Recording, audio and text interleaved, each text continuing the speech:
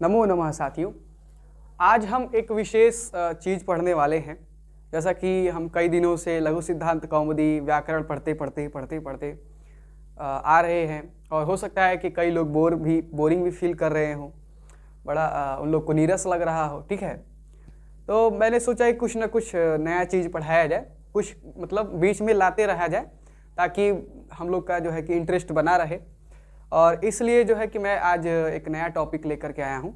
Topic ऐसे है कि मान लीजिए कि आप कभी कोई किताब पढ़ते हैं, जैसे विशेष रूप से आप जब भारतीय परंपराओं के बारे में, इतिहास के बारे में, संस्कृति के बारे में या भाषाओं के बारे में, या आप देखेंगे कि धर्म के बारे में, ऐसी किताबें जब आप अंग्रेजी में पढ़ते हैं तो उनमें देखेंगे कि अंग्रेजी के लेटरों के ऊपर, अंग्रेजी के अक्षरों के ऊपर कई तरह के ऐसे चिन्ह लगे होते हैं जिनको हम जानते नहीं हैं। कभी तो नीचे लगे होते हैं तो उनको भी नहीं जानते, तो हम पढ़ नहीं पाते हैं। ठीक है, तो आप जैसे कि मेरी पिछली वीडियो में देखे होंगे, लघु सिद्धांत कौमुदी का जो टाइटल मैंने लगाया हुआ है, ठीक है, तो अंग्रेजी में, तो वो जो है कि वो भी कुछ ऐसे ही है। तो आप जब उसको देखेंगे तो कई तरह के उस पर 2-3 ऐसे लेटर्स हैं जिनके ऊपर बार इत्यादि या मैक्रोन इत्यादि लगा हुआ है। ठीक है, तो अब ये हम पहचाने कैसे, जाने कैसे, अगर आ जाए कहीं तो पढ़ें कैसे। मान लीजिए आप किताब ही पढ़ रहे हैं और कहीं आ जाए कहीं हिंदी में, मतलब कहीं आपको इंग्लिश अंग्रेजी की किताब मिल जाए कि संस्कृत लिखा मिल जाए, संस्कृत लिखा मिल जाए,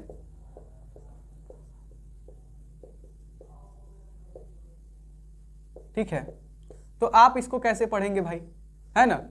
क्योंकि इसमें तो जैसे कि आप सामान्य संस्कृत को अगर अंग्रेजी में लिख देंगे SANSKRIT, ठीक है, लेकिन अब ये तो थोड़ा सा डिफरेंट लग रहा है। अगर ये आ गया तब हम लोग तो आई के ऊपर ही ऐसे डैश को देखते थे, या जे के मतलब पॉइंट देखते थे, जे के ऊपर ही ऐसे देखते थे, लेकिन अब इनके ऊपर और इनके नीचे भी लग रहा है। तो भैया ये क्या चीज़ है? तो आज हम इन्हीं चीज़ों को जो है इस वीडियो में कवर करने वाले हैं और यकीन मानिए बहुत इंटरेस्टिंग चीज़ है। ठीक है, आप जानेंगे तो बड़ा ही आपको फ़ायदा भी होगा। आप चाहें तो आप अपने फ्रेंड से इस चीज़ को लिखवा करके और पूछ भी सकते हैं कि भाई बताओ ये क्या चीज़ लिखा है। ठीक है, मज़ेदार चीज़ है।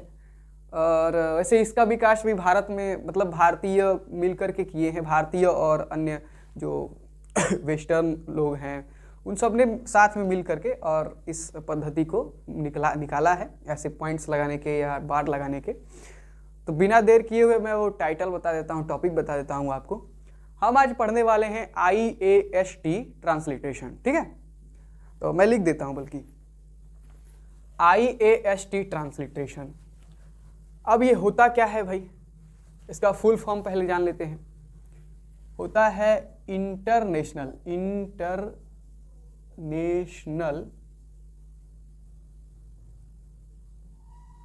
Alphabets of Sanskrit transliteration.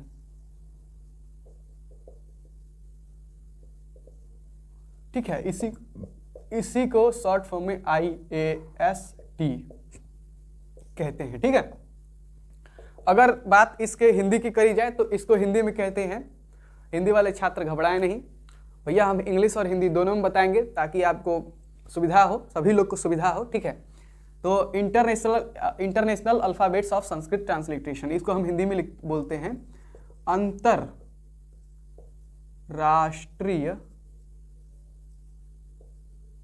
अंतरराष्ट्रीय संस्कृत लिप्यांतरण वर्णमाला। ठीक है,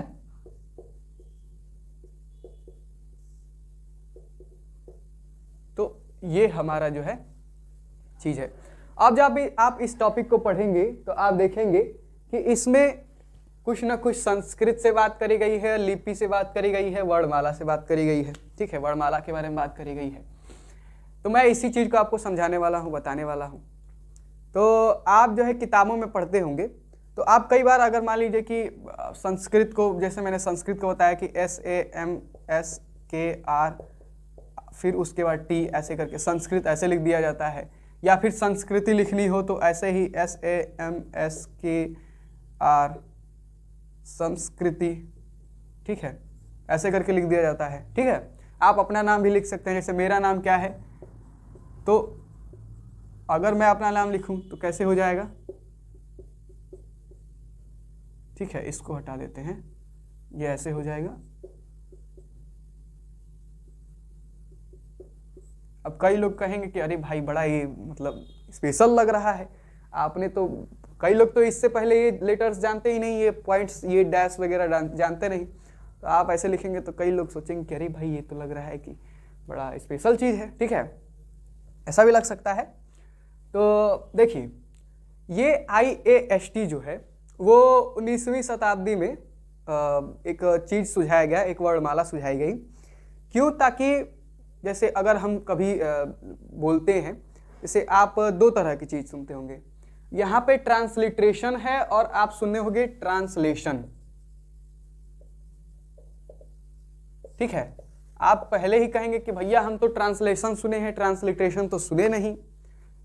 तो ये ट्रांसलिट्रेशन और ट्रांसलेशन में भाग मतलब क्या है, इसका मतलब जैसे आप ट्रांसलेशन करते हैं, अगर हम दो भाषाओं को लेकर के चलें, क्या क्या, हिंदी और इंग्लिश, किसको हम इसको हिंदी पे पहले समझते हैं, उसके बाद संस्कृत पे समझेंगे। ठीक है, तो हिंदी और इंग्लिश को लेकर के चलते हैं। तो आप जैसा कि जानते हैं कि हिंदी देवनागरी लिपि में लिखी जाती है, ठीक है, देवनागरी लिपि में, और इंग्लिश जो है वो रोमन लिपि में। ठीक है, मतलब स्क्रिप्ट इसमें लिखी जाती है।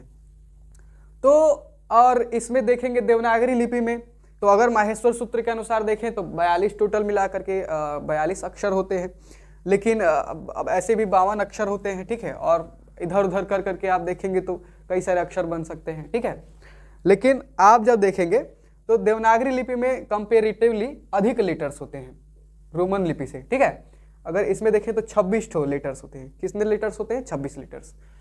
अब ये ट्रांसलेशन और ट्रांसलिट्रेशन ये दोनों अलग अलग कैसे हैं, और ये दोनों का मतलब क्या होता है? जब आप ट्रांसलेशन करते हैं, जैसे अगर हिंदी से इंग्लिश को ट्रांसलेट करते हैं, तो जैसे मैं कह दूं एक शब्द, एक वाक्य कह दूं, राम घर जाता है। ठीक है, राम घर जाता है। भैया हर बार राम घर ही क्यों जाता है, राम स्कूल क्यों नहीं जाता? तो आप जो मन करे वो ले लीजिए। राम घर जाता है, राम खेलता है, राम की जगह मोहन, सोहन, राकेश, रमेश ऐसा भी कर सकते हैं। ठीक है, मैं एक एग्जाम्पल ले रहा हूँ। तो अब जब आप देखते हैं उदाहरण के तौर पे राम घर जाता है, तो ये तो हिंदी भाषा में है। किसमें है? हिंदी भाषा में। सबने हिंदी भाषा, सब हिंदी भाषा जानते हैं। ठीक है, अब इसको अंग्रेजी भाषा में करनी हो तो क्या करते हैं हम करते हैं अंग्रेजी भाषा, और साथ में अंग्रेजी किस में लिखा जाता है? तो रोमन लिपि में लिखा जाता है। ठीक है, तो मैं आपको समझाता हूं। पहले हम इसका ट्रांसलेशन करते हैं। तो ट्रांसलेशन जब आपको करने को कहा जाएगा तो आप क्या करेंगे? पहले लिखेंगे राम, ऐसे Ram Ram goes to house या होम, गोज होम या गोज टू होम। ठीक है, जो भी हो, उतना अंग्रेजी नहीं आता हमको, कहीं कहीं गलती हो सकता है। ठीक है, शायद होम से पहले टू नहीं लगाते। ठीक है, जो भी हो, तो राम गोज टू होम। अब ये बताइए कि ये हमको अगर कहा जाए कि इसका मतलब ट्रांसलेट करिए, इसको ट्रांसलेट करिए, तो आप ट्रांसलेट करेंगे और कहेंगे कि राम गोज टू होम। ठीक है, और ये हिंदी में है और इसको इंग्लिश में ट्रांसलेट किया गया। तो यहाँ आप देख रहे हैं कि जब आप हिंदी लिखते हैं तो ये तो सबको पता है कि हिंदी किस में लिखी जाती है? देवनागरी लिपि में। किस में लिखी जाती है? देवनागरी लिपि में। और अंग्रेजी जब लिखी जाती है तो किस में लिखी जाती है? रोमन लिपि में। किस में लिखी जाती है? रोमन लिपि में। अब मैं एक बात बताता हूँ, अंग्रेजी और हिंदी ये दोनों क्या हैं? भाषाएं हैं। ये दोनों भाषाएं हैं, और इन भाषाओं को लिखने के लिए लिपियाँ होती हैं। लिपियाँ क्यों होती हैं? इन भाषाओं को लिखने के लिए। अब देखिए, जैसे भाषा जैसे आप कुछ भी बोलते हैं, जैसे भाषा आप बोलते हैं, ठीक है, तो वो भाषा आप बोल रहे हैं तो ध्वनि के रूप में निकल रही है। किसके रूप में निकल रही है? ध्वनि के रूप में। और इन विशेष ध्वनियों को प्रदर्शित करने के लिए, निरूपित करने के लिए या दिखाने के लिए या लिखने के लिए कुछ विशेष कैरेक्टर्स होते हैं या कुछ विशेष जो है कि अक्षर होते हैं, और वो जो है वो किसी विशेष लिपि में होते हैं।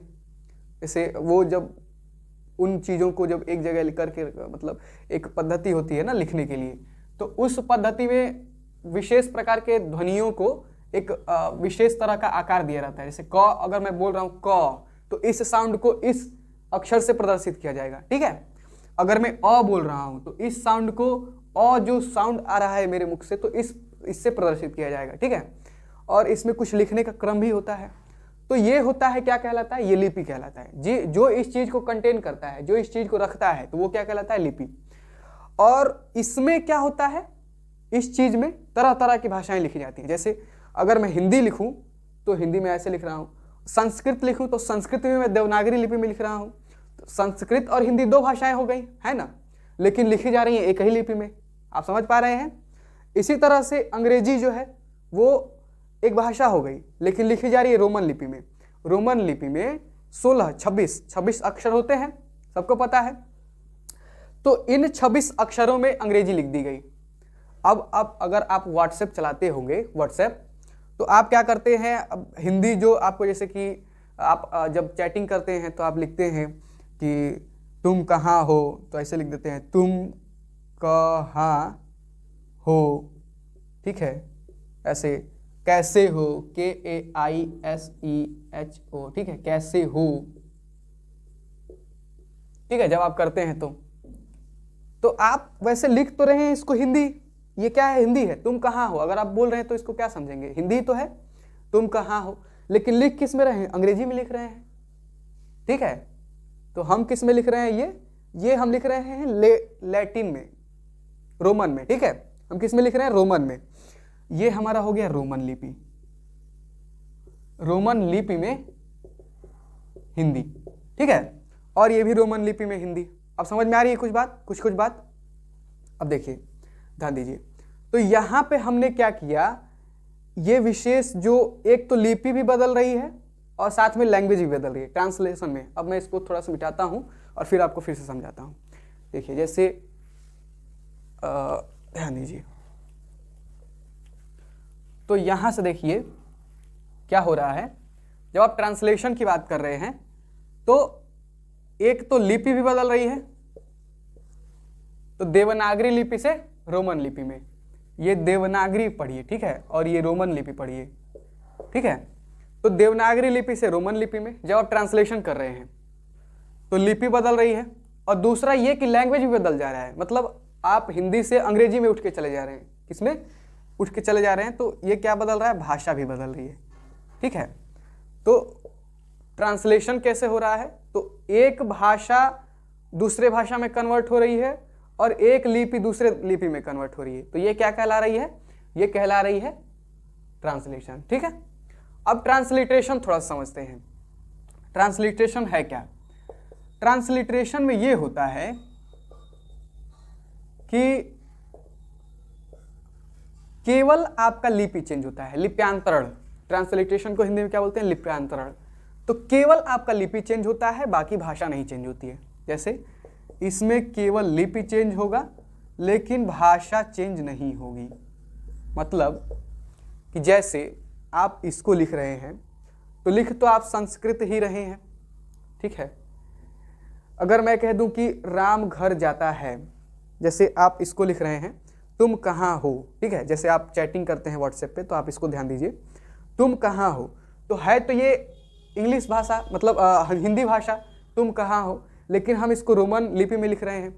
तो अब आप इसको थोड़ा सा ध्यान दीजिए, लिपि चेंज हुई लेकिन भाषा तो वही है, हिंदी ही है। लिपि चेंज हुई लेकिन भाषा तो वही है। तो ये क्या कहलाएगा, ट्रांसलिट्रेशन। लेकिन अब यहाँ पे एक घालमेल है। अब इसको समझ गए ना आप कि ट्रांसलिट्रेशन क्या होगा। तो ट्रांसलिट्रेशन, वो आज तक हम ट्रांसलिट्रेशन का यूज करते आए हैं व्हाट्सएप पे, लेकिन कोई जानता नहीं था इसे, समझ गए। तो व्हाट्सएप पे जो हम यूज करते हैं वो ट्रांसलिट्रेशन है, लेकिन वो ट्रांसलिट्रेशन भी बढ़िया ट्रांसलिट्रेशन नहीं है, पूरा ट्रांसलिट्रेशन नहीं है। मैं आपको समझाता हूँ कैसे। अब ध्यान दीजिए, जैसे अगर आप इसको समझ गए हो, इन दोनों का कनेक्शन, तो मैं आगे बढ़ूं और मैं आपको समझाऊं कि जैसे अगर आप शिक्षा लिखते हैं, ठीक है, शिक्षा, जैसे अगर आप एक शब्द लीजिए और लिखिए शिक्षा, ठीक है, तो आप इसको क्या करिए, अंग्रेजी में लिखिए, कैसे, SHIKSHA, शिक्षा, ठीक है। अगर आप भाषा को लिखिए अंग्रेजी में इसी को, तो आप लिखेंगे BHASHA, भाषा, ठीक है, आप लिखेंगे। तो एक बात बताइए, ये वाला श और ये वाला श, क्या ये दोनों सेम है? सेम है? नहीं है ना भैया, ये मूर्धन्य स है। ये कौन सा स है? मूर्धन्य श है। और ये कौन सा स है? ये बड़ा श, तालवी श है, ठीक है। तो अब ये दोनों तो अंतर है, लेकिन हम जब लिख रहे हैं तो इन दोनों के लिए एक ही SH का ही यूज कर रहे हैं, SH का ही प्रयोग कर रहे हैं। ये तो बड़ा गड़बड़ चीज है। अब आप अगर कोई नाम लिख रहे हैं, जैसे कि अभिषेक, मान लीजिए अभिषेक आप लिख रहे हैं, तो जब आप लिखेंगे तो ABHISHEK, ठीक है। तो यहां पे अ के लिए भी ए यूज कर रहे हैं और आ के लिए भी ए यूज कर रहे हैं, प्रयोग कर रहे हैं, ठीक है। तो फिर तो घालमेल है, ठीक है। तो अब एक चीज और मैं बताता हूं, ट्रांसलिट्रेशन इसी कमी को दूर करता है और आपको बताता है। और अब क्या करता है? तो वो ये करता है कि जो फोनेटिक्स है, जैसे श, जैसे तालवी स के लिए अलग है। जैसे मैं अगर कहूं, तो अगर पंचाक्षर लिया जाए, कौन से, जो नासिका द्वारा बोले जाते हैं, न, जैसे ङ, य, न और ड़, ऐसे करके ड़, न, म, ठीक है। कौन से?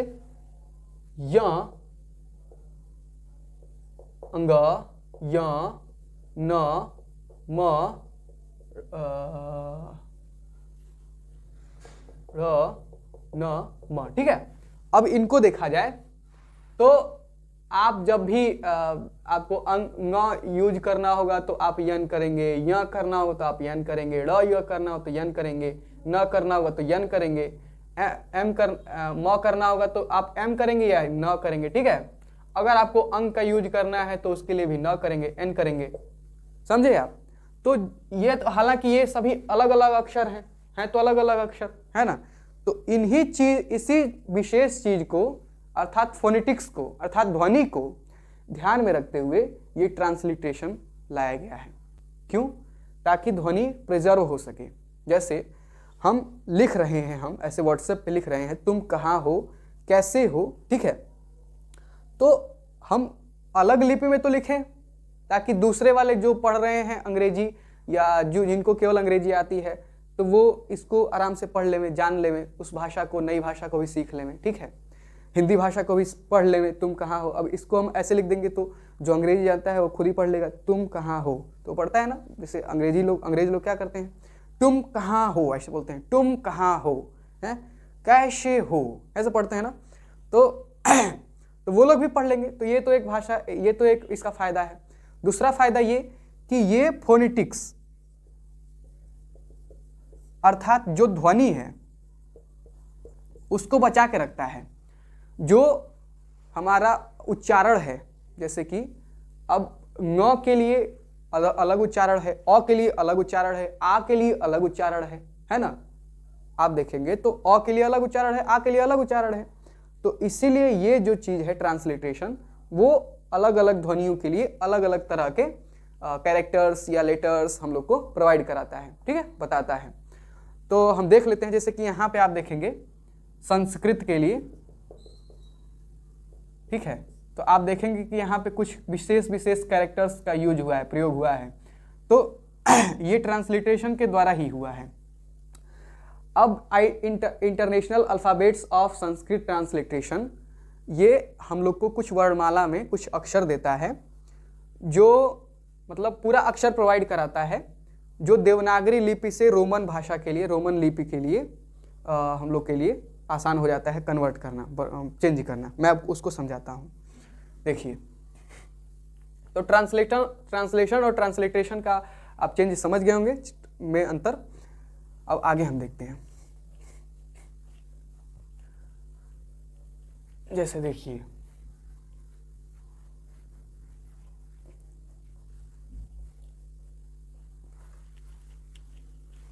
इसके फायदे क्या क्या हैं भैया। तो फायदा तो ये है कि जो लोग हमारी भाषा को नहीं जानते वो लोग दूसरी दूसरी लिपियों के माध्यम से उस भाषा को पढ़ पाएंगे और जान पाएंगे, और जो हमारी भाषा में ज्ञान संचित है उस ज्ञान को भी वो ले पाएंगे। और जैसे मंत्र इत्यादि हैं, तो मंत्र इत्यादि में आप देखते होंगे कि संस्कृत में बड़ा उच्चारण का ध्यान रखा जाता है, तो उसके लिए जो है कि हम लोग को उच्चारण प्रिजर्व करना पड़ेगा। और ये सामान्य रूप से व्हाट्सएप चैटिंग के माध्यम से तो ये तो संभव नहीं है, उसके लिए विशेष हम लोग को वर्णमाला बनानी पड़ेगी, और इसलिए ये IAST आ गया ताकि हम लोग का फोनेटिक्स जो है या उच्चारण जो है या ध्वन्यात्मक जो वो है विशेषता है वो बनी रहे और संस्कृत लोग उसी क्रम में पढ़ें। ठीक है, तो जैसे आप लिखते हैं कहाँ हो, ठीक है, हिंदी में, तो इसको अगर मैं IAST में लिखूं, मतलब इसके द्वारा जो अंतरराष्ट्रीय संस्कृत लिप्यांतरण वर्णमाला जो हम लोग को दी गई है उसके हिसाब से लिखूं, तो ये होगा KAHAN, कहाँ, ठीक है। तो ये जो है ऐसे करके, मैं अभी बताऊंगा, ऐसे करके ऐसे भी करते हैं, तो कहाँ हो, ठीक है, हमारा ऐसे हो गया। अगर मैं कहूँ कि मेरा नाम लिखना है या कोई और चीज़, जैसे अगर मुझे वर्णमाला लिखनी है, वर्णमाला, ठीक है, तो मैं क्या लिखूंगा VARN वर्ड MALA, ये हमारा वर्णमाला हो गया। किसमें? IAST में। आप देख रहे होंगे कि कहीं हम बिंदु लगा रहे हैं, कहीं इसके ऊपर बार लगा दे रहे हैं, कहीं इसके ऊपर बार लगा दे रहे हैं, ठीक है। अब इसी को समझते हैं, तो हम IAST वर्णमाला समझ लेते हैं, ठीक है। तो पहले हम स्वर समझते हैं। इसमें स्वर में आप जब देखेंगे तो हमारे देवनागरी के स्वर, जैसे देवनागरी लिपि, मैंने कहा कि लिखा जाता है किसमें? तो लिपियों में, लेकिन जो बोला जाता है वो भाषा होती है, ठीक है। तो लिखने के लिए लिपियों का प्रयोग किया जाता है। तो देवनागरी लिपि में हमारे जितने भी स्वर हैं उन सबको मैं लिख देता हूं यहाँ पे।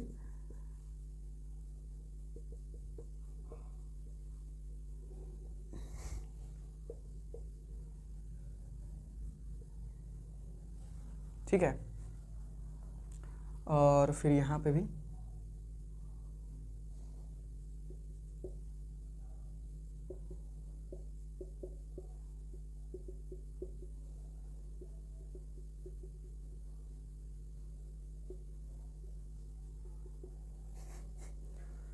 तो ध्यान दीजिए। तो अब इसको हम रोमन में करते हैं, रोमन लिपि में, ठीक है, रोमन स्क्रिप्ट, अंग्रेजी में ही लिख देता हूँ स्क्रिप्ट, ठीक है। अब देखिए अ जो है, अ को किसमें? रोमन स्क्रिप्ट में अगर लिखना हो, रोमन नहीं, IAST, आप रोमन में जानते ही हैं भाई, चैटिंग वाइटिंग तो सब लोग करते होंगे, तो बड़ा लोग जानते होंगे, टाइपिंग वाइपिंग भी बहुत लोग करते होंगे। अगर आपको गूगल पे भी कुछ चीज़ सर्च करना है तो आप अंग्रेजी में ही टाइप करके, मतलब रोमन लिपि में ही टाइप करके आप सर्च करते हैं, है ना। तो अ को IAST मतलब अंतरराष्ट्रीय संस्कृत लिप्यांतरण वर्णमाला में कैसे करते हैं? तो अ को ए से, ठीक है। आ को देखिए IAST जो है वो कैरेक्टर्स, जैसे कि इसमें कोई वो नहीं होता है कि हाँ भाई छोटा ए बड़ा ए, कोई वो नहीं होता है। छोटा ए बड़ा ए मतलब जैसे कि कैपिटल लेटर और स्मॉल लेटर दोनों समान होते हैं, कोई दिक्कत नहीं है, ठीक है। आ के लिए ए के ऊपर बार, ठीक है। ई के लिए आई, सिंपल आप आई यूज करिए, ठीक है। बड़ी ई के लिए आई के ऊपर बार, ठीक है, यहाँ पे पॉइंट है ऊपर तो इसी को बार कर दिया गया है, ठीक है, समझ गए ना। फिर उसके बाद ऊ के लिए क्या किया जाता है?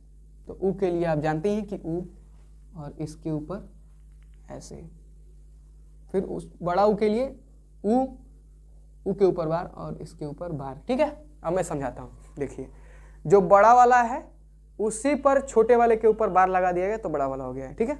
इसमें भी आप देख लीजिए, इसमें भी आप देख लीजिए। इतना आप समझ गए, याद हो जाएगा, ठीक है। अब आगे देखते हैं, री के लिए क्या होता है, तो री के लिए होता है आर के नीचे ऐसे, ठीक है। ये बड़ा वाला आर है, ये छोटा वाला आर है, ठीक है। तो आर के नीचे क्या होता है, पॉइंट, ऐसे करके। अब ध्यान दीजिए, ये आर हमारा है तो यहाँ पे नहीं लगता है, ये पॉइंट यहाँ पे नहीं लगता है, या फिर यहाँ पे नहीं लगता है, ये बीच में लगता है, ठीक है। इसका ध्यान रखिएगा। उसके बाद देखिए, री के बाद ए के लिए ए, आई के लिए ए आई, ठीक है, आई, ओ के लिए ओ, औ के लिए ए यू, अंक के लिए, तो अंक के लिए दो तरह का होता है। कौन कौन सा, एक एम के ऊपर ऐसे करके पॉइंट करके, और एन के ऊपर पॉइंट करके, ठीक है। और अह के लिए होता है एच के ऊपर, एच के नीचे पॉइंट करके, ठीक है, एच के ऐसे, ठीक है। अब ये एक चीज ध्यान दीजिए, आप जब भी आवश्यकता पड़े एम के ऊपर एम के ऊपर पॉइंट लगाने की या एन के ऊपर पॉइंट लगाने की, आप लगा सकते हैं, कोई दिक्कत नहीं है, ठीक है। दोनों ही सेम साउंड के हैं, तो इसमें कोई वो नहीं है। आप एक चीज नोटिस कर रहे होंगे कि जिसके जिसके लिए हमारे पास पहले से उपलब्ध था उसको चेंज नहीं किया गया है, बाकी जिसके लिए नहीं था उसको केवल पॉइंट्स और डॉट्स के माध्यम से या बार के माध्यम से रिप्रेजेंट किया गया है। समझ गए? तो इसको आप चाहें तो एक बार लिख लीजिए, ठीक है। उसके बाद मैं आपको क ख ग घ वाला भी बता देता हूँ, ठीक है ना।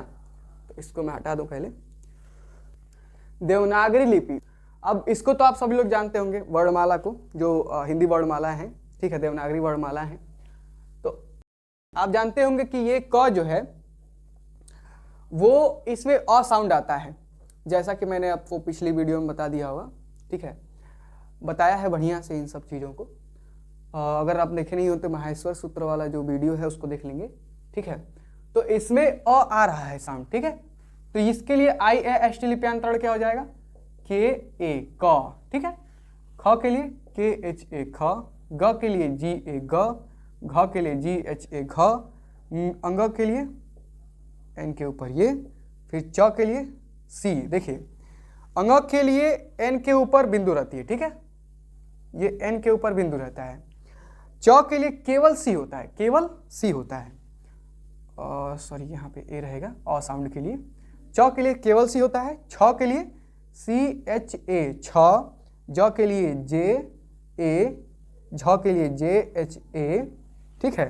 बाकी सब सेम है। कौन कौन से केवल बदला है, केवल ये तीनों बदले हैं। य के लिए एन और इसके ऊपर ये वाला सिंबल, ठीक है, ऐसे करके आपको पता ही होगा ये वाला सिंबल। अब उसके बाद ट, देखिए टी से हम क्या पढ़ते हैं, त, टी से त सुनने में तो थोड़ा अच्छा लगता है, ठीक है। तो टी से ट पढ़ने के लिए हम लोग क्या करते हैं, इसके नीचे एक पॉइंट लगाते हैं, ठीक है, मतलब ये बिंदु। फिर ठ के लिए टी एच, इसके नीचे पॉइंट, ड के लिए डी के नीचे पॉइंट, ए, सॉरी यहाँ पे सब में अ साउंड जुड़ा हुआ है तो ए हम नहीं भूलेंगे। फिर ढ के लिए डी एच और इसके नीचे ए, फिर र के लिए एन और इसके नीचे ये और ये, त के लिए टी ए, थ के लिए टी एच ए, ड के लिए डी ए, ध के लिए डी एच ए, न के लिए एन, सबको पता है, ठीक है, एन ए, प के लिए पी ए, फ के लिए पी एच ए, ब के लिए बी ए। समझ में आ गया? तो आप इसको याद कर लीजिए, कंठस्थ कर लीजिए। बाकी मैं आपको इस पर एक उदाहरण करवा दूंगा, कई ठो उदाहरण करवा दूंगा, बता भी दूंगा कैसे कैसे आता है, ठीक है। ठीक है, इसको मैं मिटा के और अगला स्टार्ट करता हूं। तो देखिए ब तक हमने बता दिया, बतक तो भ। अब भ के लिए क्या किया जाता है, बी एच ए भ, म के लिए एम ए म, फिर य के लिए वाई ए य, र के लिए आर ए र, ल के लिए एल ए, व के लिए भी ए। अब देखिए यहाँ पे श श श।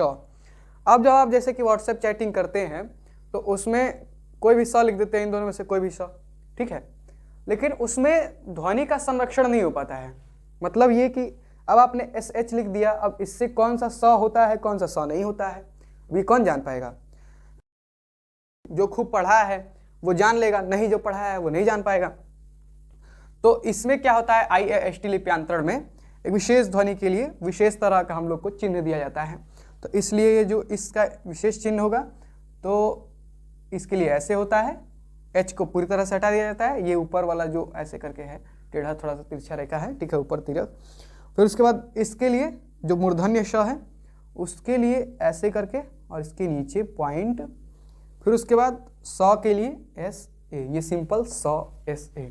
अब अगर आप इसको बड़ा वाला भी लिखते हैं तो इसके ऊपर आपको ऐसे लिखना पड़ेगा, ठीक है। मैंने पहले ही बताया आपको कि आपको जैसे भी लिखना हो आप लिखिए, लेकिन जो चिन्ह जहां पे है उसको वहीं पे रहने दीजिए, ठीक है। अब उसके बाद ह, तो HA ह छ, इसको बोलते हैं क्षत्रिय छ वाला छ, ठीक है। ये क्षत्रिय छ वाला छ जो है वो बनता है KSH, मतलब इसको ऐसे ही बोलते हैं ना, KSHA। तो ये बनता है क और प्लस इस वाले श से, ठीक है। इसमें अ है, ठीक है, तो क और इस वाले श से बनता है ये। तो इसके लिए हमको क्या करना पड़ेगा, तो लिखना पड़ेगा K, फिर उसके बाद अ तो है नहीं, फिर उसके बाद इस वाले श के लिए देखिए ये वाला श है तो इसके लिए ऐसे, फिर A, हो गया ना। फिर उसके बाद त्र किससे बनता है, तो TRA, ये हम लोग का व्हाट्सएप पे, और ये बनता है त और प्लस र, धन र। तो त के लिए T, सबको पता है T, और फिर र के लिए त्र, ठीक है। फिर ज्ञ के लिए जी, त थ द ध न, ठीक है। ज्ञ बनता है ज और य से, ठीक है। तो आप इसको ऐसे भी लिख सकते हैं, JNA, ठीक है, ऐसे लिख सकते हैं, लेकिन ये बनता है ज य से, ठीक है। ज्ञ को कुछ लोग GYAN कैसे करते हैं, हो ज्ञ ऐसे करते हैं, ज्ञ ज्ञ कैसे होता है मुझे याद नहीं आ रहा ये वाला, ठीक है। तो आप इसको लिख लीजिएगा, लेकिन ये ज और ये आधे ज और ये य से बनता है, ठीक है। तो ये हो जाएगा J, और J का जैसा कि हम लोग को पता ही है। और य का क्या होता है, य का होता है इसके ऊपर ऐसे करके और फिर A, ठीक है, ये ऐसे। फिर उसके बाद री को देखते हैं, तो री कैसे होता है, देखिए ये बड़ा री है, इसमें दो लगा हुआ है, ऐसे जो ऐसे करके होता है दो लगा हुआ है, तो ये री है, तो मतलब री है, री, ठीक है। तो इसके लिए R नीचे तो होता ही है री के लिए, लेकिन ऊपर लगा देते हैं ताकि ये री बन जाए, ठीक है। री का क्या होता है, तो री का होता है L और उसके नीचे ये बार, मतलब पॉइंट, लेकिन ये री बड़ा वाला री है तो इसके लिए L, फिर उसके नीचे ये बार और उसके ऊपर ये, ठीक है। फिर ये अवग्रह का चिन्ह है, ये किसका चिन्ह है, अवग्रह, जिसका उपयोग संस्कृत में होता ही रहता है।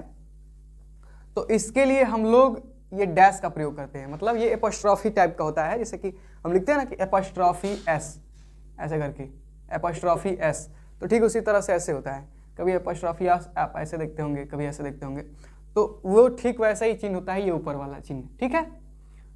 और फिर उसके बाद जो है इसका, तो ये वाला जो है, ये वाला जो चिन्ह है, ये चंद्र बिंदु, ये रेयर केस में देखने को मिलता है, लेकिन ये ऊपर मतलब इसका सेम टू सेम ऐसे ही करके ऐसे ही लगा दिया जाता है, ठीक है।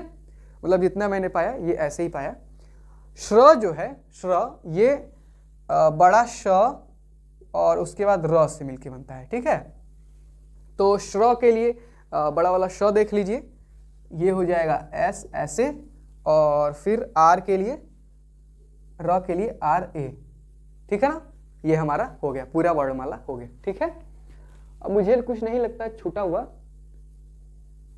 इसको क्या कर लीजिए, याद कर लीजिए, ठीक है।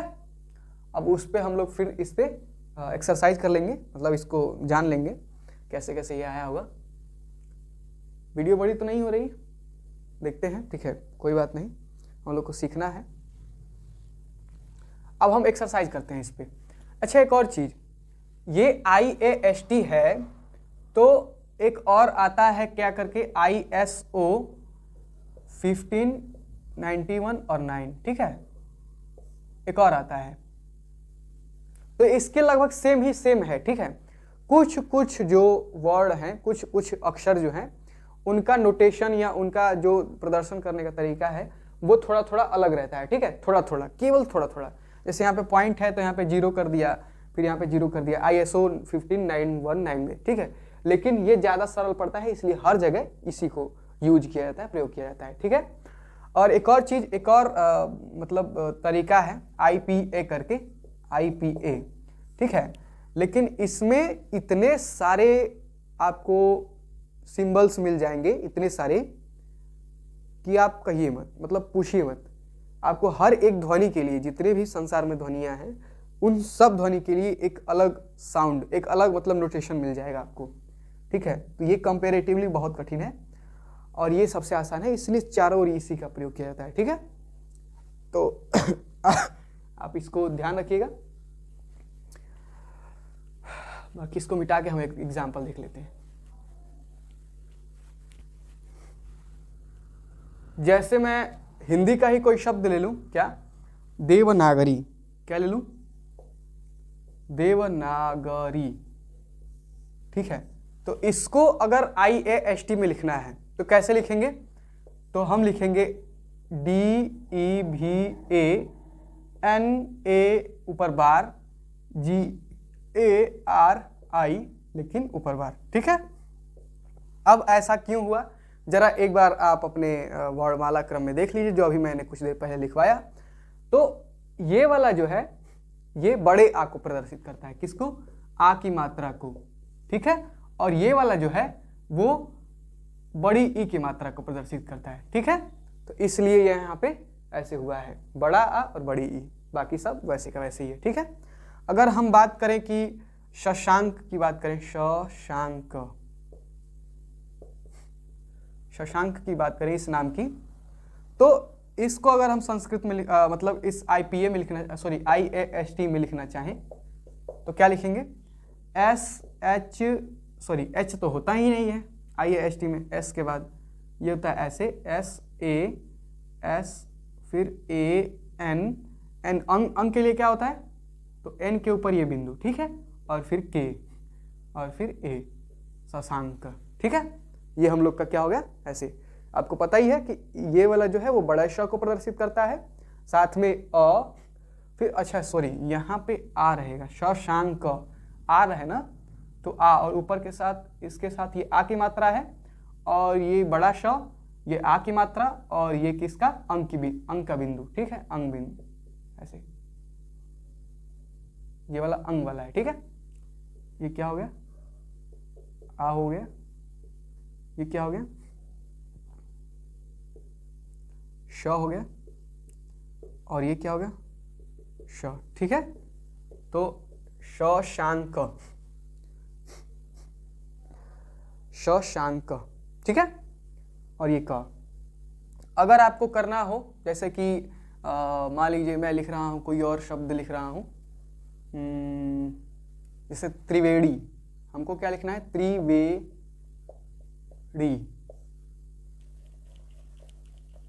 क्या है ये, त्रिवेणी।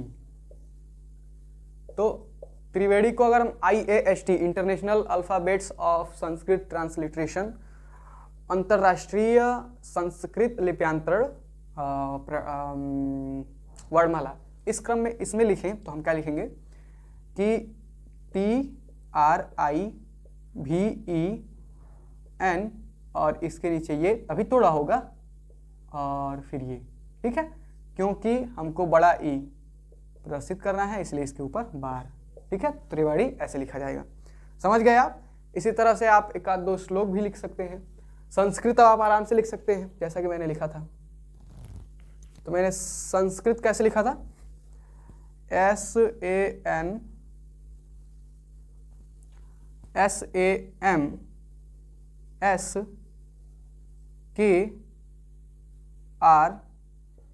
मैंने ऐसे लिखा था संस्कृत। अगर मुझे संस्कृत लिखना हो तो ऐसे, ठीक है। या फिर आप ऐसे भी लिख सकते हैं SANSKRT, जिसमें ये R जो है वो री की मात्रा को प्रदर्शित करता है। किसको? ये री वाली, ठीक है। और ये है वो अंग की मात्रा, किसकी? अंग वाली। ये जो अंग की मात्रा है उसको प्रदर्शित करता है। समझ गए? समझ गए ना? तो संस्कृत, शशांक और देवनागरी। अगर आप चाहें तो एक आध दो श्लोक भी लिख सकते हैं। जैसे अगर मैं श्लोक लिख दूं, कौन सा श्लोक को देखूं, तो जैसे कि श्लोक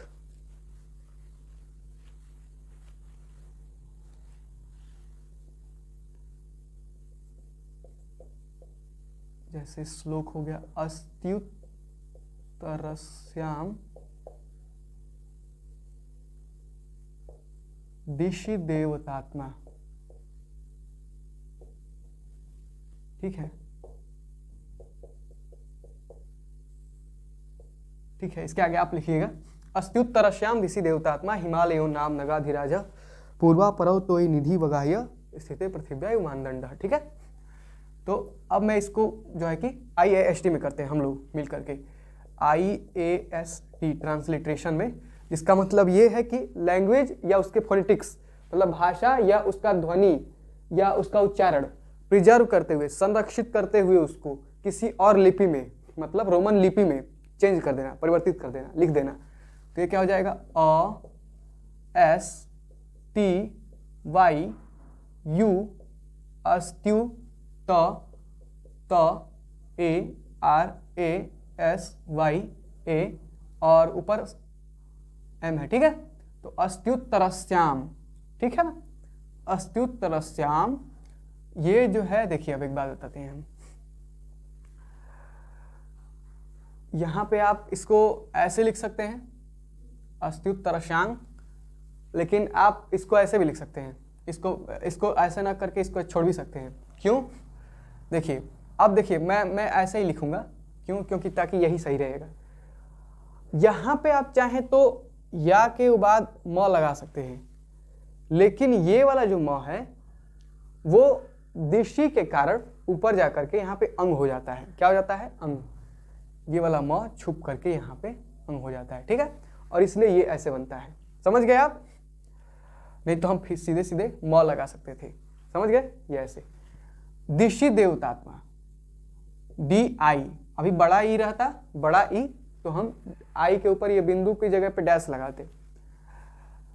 शी, यहाँ पे बड़ा श है, तो इसके लिए यहाँ पे स के ऊपर डैश, दिशि मतलब ऐसे ऊर्ध्वगामी डैश, मतलब तिरछा वाला डैश, दिशि तो आई, फिर DE, ऐसे करते हैं DEVA, देव, देव ता, तो ता आ के लिए, आ की मात्रा के लिए ऊपर डैश, देवता तो आधा तो है MA, देवतात्मा। समझ गए? अब आप कहेंगे कि अरे ये तो आधा तो के लिए आप केवल टी यूज कर रहे हैं। हाँ, तो आधा तो के लिए टी ही यूज करना है। मैंने पहले ही बताया आपको, मैं जब क लिख रहा हूँ तो इसके साथ अ साउंड है, अगर अ साउंड को हटा दे तो ये हो जाएगा हलंत वाला क, समझे। और इसको केवल के से प्रदर्शित किया जाएगा, इसको के ए से नहीं लिखा जाएगा, इसको के ए से लिखा जाएगा। समझ गए? तो ए आता है केवल साउंड के लिए, मतलब केवल जो बोलने के लिए, उच्चारण के लिए, या उसके साथ जो अ वाला आवाज आता है उसके लिए आता है। समझ गए? इसी तरह एक और कर लेते हैं हम लोग, जैसे आप कर लीजिए कर्मण्ये वाधिकारस्ते माँ फलेषु कदाचन माँ कर्म फल हेतुर्भु माँ संगो वस्त कर्मणि, ठीक है, कर्मणि। तो इसको लिख लेते हैं कर्मण्ये, ठीक है। तो ये हमारा हो गया। अब देखिए, अब इसको हमको क्या करना है, तो IAST में लिखना है, international alphabets of Sanskrit transliteration. ये संस्कृत है, संस्कृत ट्रांसलिट्रेशन मतलब लिप्यांतरण, लिपि को केवल बदलना है। तो भाषा को समान रखते हुए लिपि को बदलने के लिए हम लोग को पता ही है कि कौन कौन से अक्षर, कौन कौन से अल्फाबेट्स यूज किए जाते हैं, कैसे कैसे। तो फिर हम करते हैं KARMA कर्मण्ये, ड के लिए ये, वाई ई कर्मणिये भी ए आ के लिए ये वाधिका, तो डी एच से ध, जैसे क्या होता है टी से ट, टी एच से ठ, डी से ड, डी एच से ध, ठीक है। तो डी से द भी होता है, द ध, मतलब डी से द, डी एच से ध, डी एच से ध, डी से ड और डी एच से ढ, ठीक है। तो ड और ढ के लिए क्या होता है, नीचे बिंदु होता है, लेकिन द और ध के लिए नहीं होता है, समझ गए।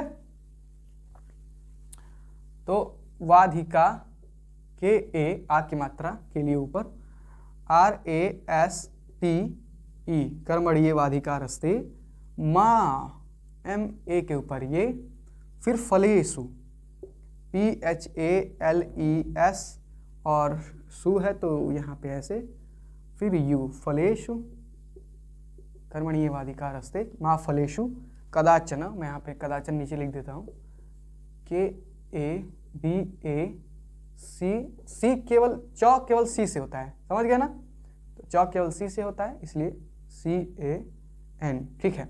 वहाँ पे यहाँ पे आप देखेंगे तो ये कदाचन है कि कदाचन है, मैं थोड़ा सा वो नहीं कर पा रहा हूँ, तो अगर ऐसे लिख देते हैं तो कोई दिक्कत नहीं, ठीक है।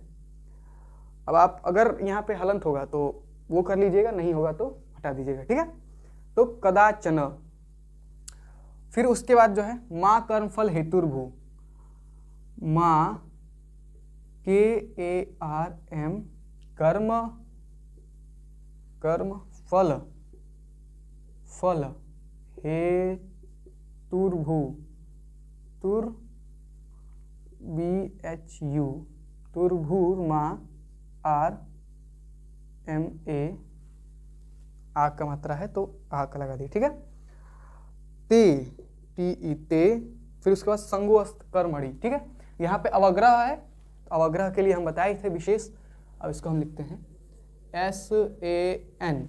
अब अंग है ना, अंग उसके बाद ग भी है, तो अंग और उसके बाद ग, तो इसके लिए हमने बताया था कि उसके ऊपर ऐसे कर देंगे, ठीक है।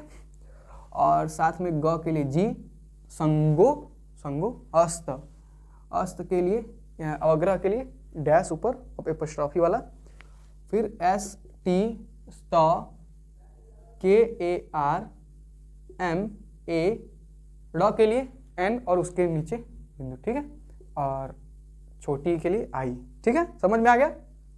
ये हमारा हो गया IAST ट्रांसलिट्रेशन पूरी तरह से। ये हिंदी मतलब ये देवनागरी